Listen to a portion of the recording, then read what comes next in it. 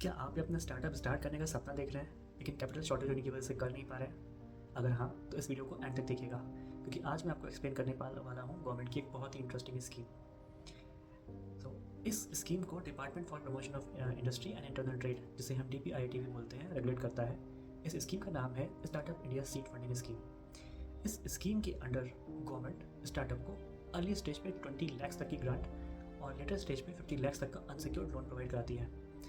आपको ग्रांट जो है अर्ली स्टेज पे 20 लाख तक की वो मिलती है कुछ स्पेसिफिक एक्टिविटीज़ के लिए, like validation of proof of concept, prototype development, product trials.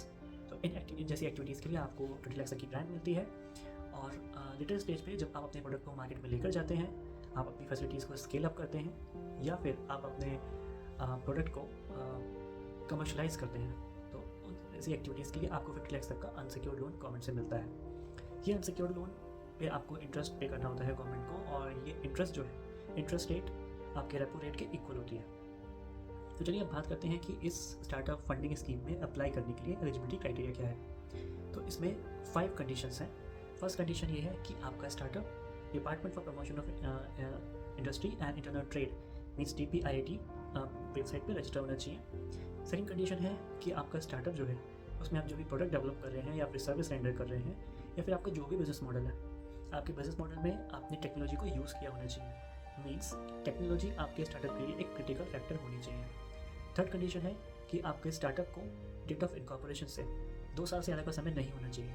Means कि इस स्कीम में सिर्फ वही स्टार्टअप अप्लाई कर सकते हैं जिनको अभी स्टार्ट हुए डेट ऑफ इनकॉर्पोरेशन से 2 साल या उससे कम समय हुआ है। फोर्थ कंडीशन है कि आपके स्टार्टअप में जो शेयर होल्डर्स हैं वो 51% या उससे ज़्यादा के शेयर होल्डर्स इंडियन होने चाहिए।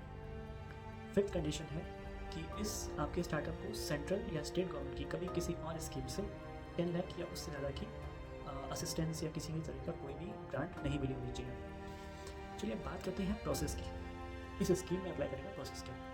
तो प्रोसेस बहुत सिंपल है। सबसे पहले आपको जाना है DPIIT की वेबसाइट पे और उस पर जाके आपको अपने स्टार्टअप को रजिस्टर करना है। सेकेंड, आपको जाना है startup India seed funding scheme website पे और वहाँ पे जाके आपको अपनी एप्लीकेशन सबमिट करनी है। एप्लीकेशन के ही साथ में आपको एक प्रेजेंटेशन बना के भी सबमिट करनी होगी। उस प्रेजेंटेशन में आपको एक्सप्लेन करना होगा कि आपके स्टार्टअप्स के क्या फीचर हैं और कैसे आपने टेक्नोलॉजी को यूज़ किया है अपने स्टार्टअप में और आपके स्टार्टअप में क्या यूनिक है। और साथ ही में आपको सेलेक्ट करने होंगे 3 इंक्यूबेटर्स। तो इंक्यूबेटर बेसिकली आप गवर्नमेंट के प्रोग्राम या स्पॉन्सर आप बोल सकते हो, स्पॉन्सर्ड प्रोग्राम्स होते हैं जिसके थ्रू आपको फंडिंग मिलती है। आपकी एप्लीकेशन सबमिट होने के बाद स्टार्टअप इंडिया रिव्यू कमेटी आपके एप्लीकेशन को रिव्यू करेगी और रिव्यू करने के बाद अगर उन्हें लगता है कि आपका स्टार्टअप एक्चुअली में यूनिक है और आपने टेक्नोलॉजी को यूज़ किया हुआ है अपने स्टार्टअप में, तो वो आपके स्टार्टअप के लिए फंडिंग अप्रूव कर देंगे। फंडिंग अप्रूव होने के बाद गवर्नमेंट आपके साथ एक लीगल कॉन्ट्रैक्ट साइन करेगी और उस कॉन्ट्रैक्ट में ये मेंशन होगा आपको जो डिस्बर्समेंट होगा ग्रांट का या फिर अनसिक्योर्ड लोन का, वो आपका माइलस्टोन लिंक्ड होगा।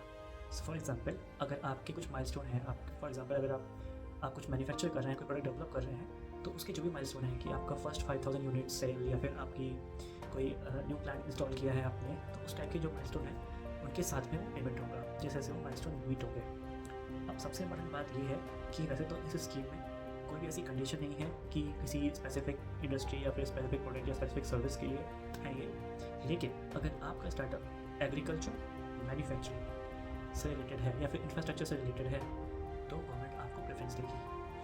तो अगर आपका स्टार्टअप इन तीनों कैटेगरी में किसी कैटेगरी में फॉलो कर रहा है तो मोस्ट लाइकली आपका स्टार्टअप ज़्यादा चांसेस है कि आपके स्टार्टअप को फंडिंग मिल जाएगी।